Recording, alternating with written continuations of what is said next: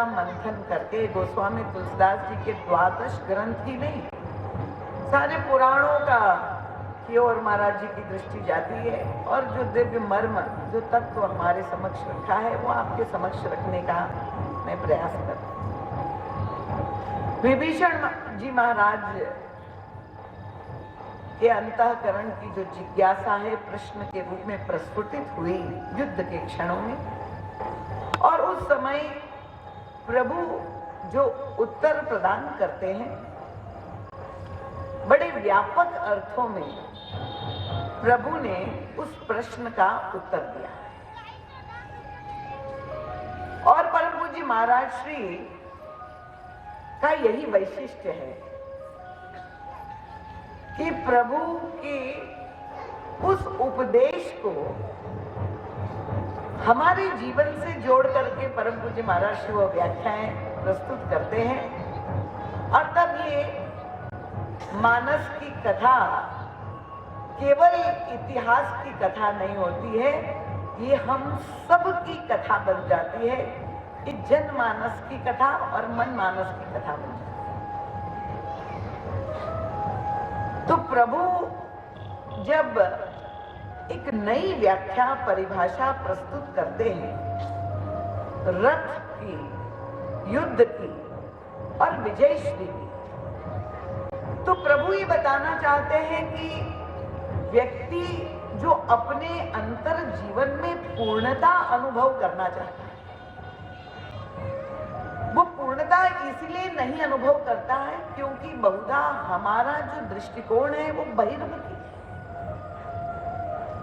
और बहिरंग विजय प्राप्त करके वो धन्यता का बोध हमें नहीं होता है, क्योंकि वो विजय क्षणिक होती है। और प्रत्येक विजय पराजय के साथ जुड़ी होती है।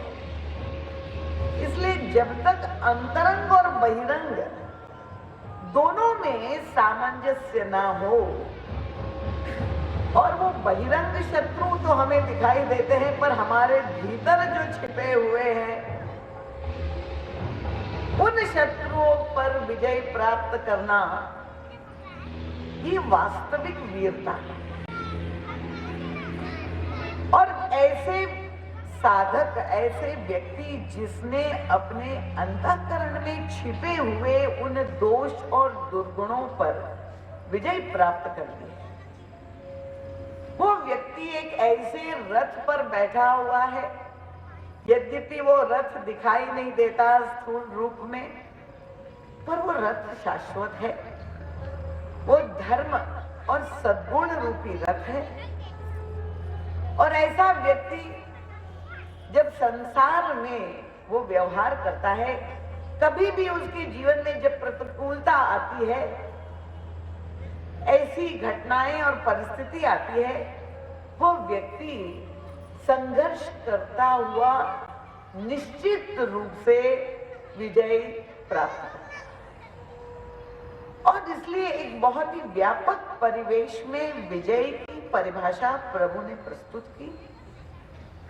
और ये जो सद्गुणों की चर्चा गोस्वामी तुलसीदास जी ने जब रथ के रूप में की है, परम पूज्य महाराज श्री उन सद्गुणों को हमारे जीवन में कितना महत्व और क्या स्थान देना, ये प्रबंधन क्षेत्र में भी शायद ऐसी शिक्षा मैनेजमेंट कोर्स में भी आपको नहीं मिलेगी जो मानस के द्वारा परम पूज्य महाराज श्री हमें पढ़ाते हैं। और तब कल हमने रथ के जो 2 पहियों पर चर्चा प्रारंभ की थी, और 2 पहियों के द्वारा ये बताना चाहते हैं प्रभु कि दोनों ही सद्गुण का जो महत्व है समान है। बहुधा शौर्य जिसके जीवन में होता है वो व्यक्ति धैर्यशाली नहीं दिखाई देता, और जिसमें धैर्य का सद्गुण है नाम उसका धीरज लाल हो सकता है, पर आवश्यक नहीं कि नाम जैसा गुण भी हो, और अगर है स्वनाम धन्य तो शौर्य का ही अभाव, बहुत अधिक धैर्यशाली हो जाने पर साहस की वृत्ति ही ना। तो कल आपके समक्ष मैंने शौर्य की परिभाषा प्रस्तुत की थी कि वह साहस की वृत्ति, वह उत्साह जो व्यक्ति के मन में होता है, जिससे वो अन्याय के विरुद्ध में लड़ने की प्रेरणा उसे प्रदान करता है। तो ये जो शौर्य है, भगवान श्री राम की लीलाओं का हम जब अवलोकन कर रहे हैं, क्योंकि उसी को केंद्र में रख कर, क्योंकि भगवान श्री राम की जो विजय है त्रेता युग में ही विजय नहीं, आज भी जब हम सियावर रामचंद्र की जय करते हैं और प्रतिवर्ष जब दशहरा का पर्व आता है तो हम भगवान की विजय का के पर्व के रूप में उसे मनाते हैं, तो वो हम सबको स्मरण दिलाने के लिए है कि प्रभु की जो विजय है वो शाश्वत है। कितने युग बीत गए पर आज भी श्री राम हमारे आदर्श है, और उन्होंने जिस मार्ग से विजय श्री प्राप्त की, प्रभु की सारी लीलाओं जिस पद्धति से प्रभु ने प्राप्त, धर्म पूज्य महाराज श्री ने तो बहुत ही सूक्ष्मता से प्रभु की लीलाओं की समीक्षा प्रस्तुत की है कि यदि प्रभु के अवतरण का उद्देश्य केवल रावण का विनाश होता तो प्रभु के सामने अनेक उपाय थे।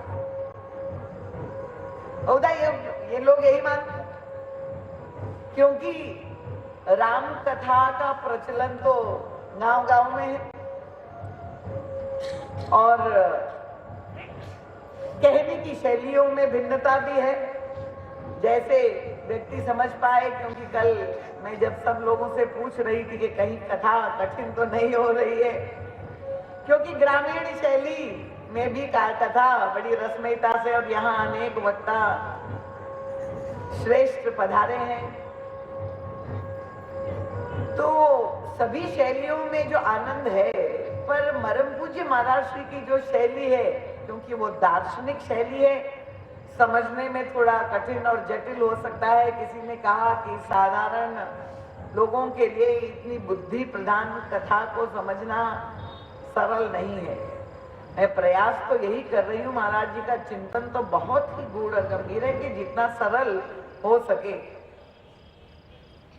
पर समीक्षा अगर करे राम कथा की, तो जैसे वो बेचारे ग्रामीण व्यक्ति ने 9 दिन के लिए नौधा हुआ पाठ जो है कथा सुन ली और जो समीक्षा कर दी, क्या यही राम कथा है?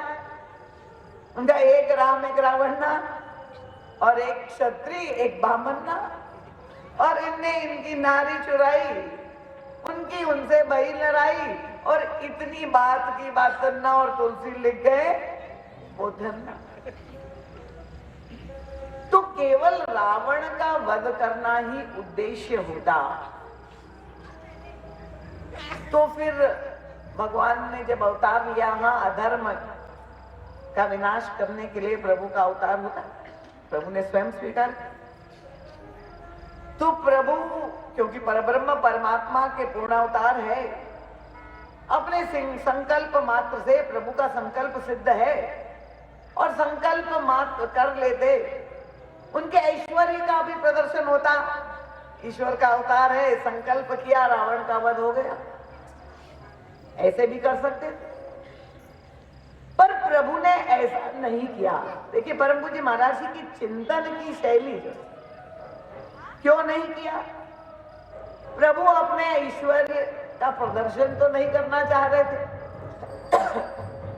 और जो भी समस्याएं मनुष्य के जीवन, मानव जीवन में आती है, उन समस्त समस्याओं का समाधान प्रभु ने मानवीय पद्धति से दिया, कोई ईश्वरीय पद्धति से। इसलिए नहीं कि प्रभु की प्रत्येक लीला इसलिए अनुकरणीय हो सके, हम और आप किसी भी युग में हो उसका अनुगमन कर सकते हैं, इसलिए मानवीय पद्धति से। ठीक है, दूसरा उपाय यदि प्रभु की इस अवतरण का उद्देश्य रावण का वध करना होता तो एक दूसरा उपाय प्रभु के सामने था कि वे अयोध्या के राज सिंहासन पर बैठ जाते और राजा बन करके, क्योंकि अयोध्या उत्तर भारत में है और रावण दक्षिण लंका में, प्रभु अपनी सेना के द्वारा रावण को चुनौती देते और चुनौती देकर आक्रमण करते और तब प्रभु अपने पौरुष और पराक्रम से, अपने शौर्य से रावण का पराजित करके उसका वध कर देते। ऐसा भी संभव था, पर यह भी प्रभु ने नहीं किया।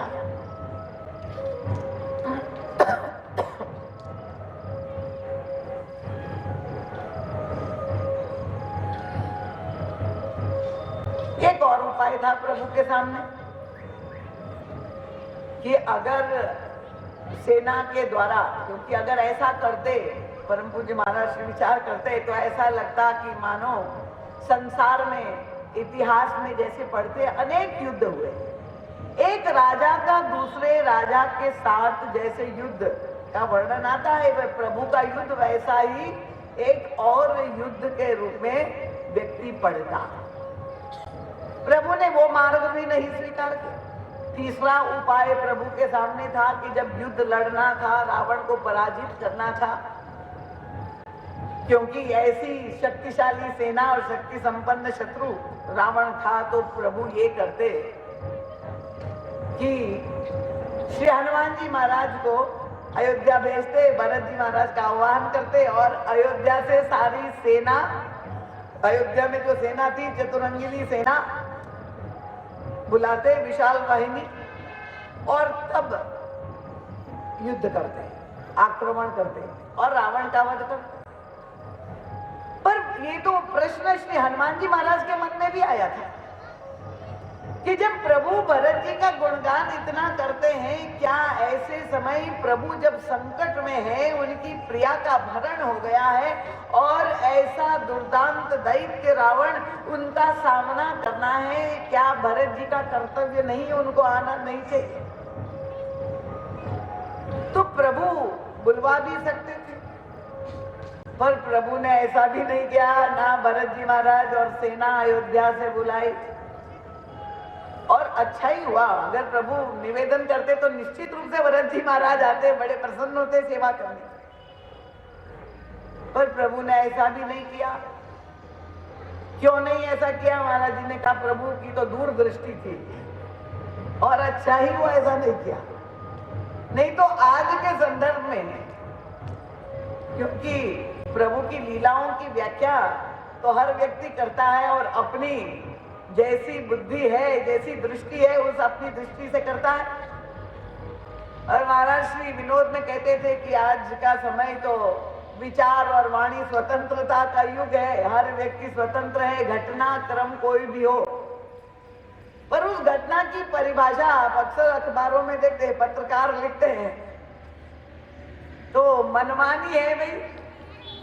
सत्यता क्या है उस घटना के पीछे, इतना जानने के लिए व्यक्ति व्याकुल नहीं रहता है। उस घटना को कैसे प्रस्तुत हम करें समाज के सामने, कैसे चटपटी बना दे कि वो हमारे लोग प्रभावित हो जाए और हमारे पक्ष में जो है लोग हो जाए।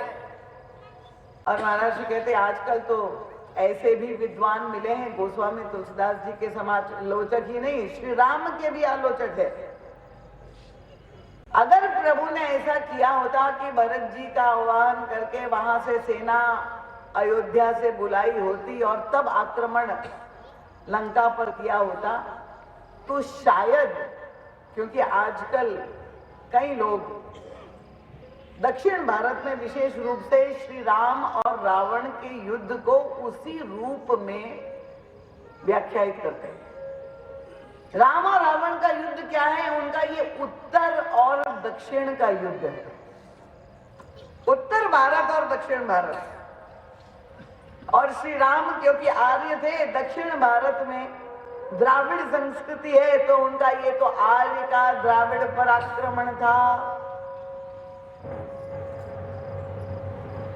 तो क्या प्रभु इसलिए ही लड़ रहे थे अगर उन्होंने सेना बुला ली होती तब तो वही हो जाता कि भाई चलो उत्तर भारत से सेना आई और दक्षिण भारत पर युद्ध हो गया। तो लोगों के अंदर भेद बढ़ाने के लिए, झगड़ा बढ़ाने के लिए उत्तर भारत, क्योंकि अयोध्या उत्तर भारत और रावण दक्षिण भारत का प्रतिनिधित्व करे तो हमारा देश तो इसी तरह से खंड खंड हो गया।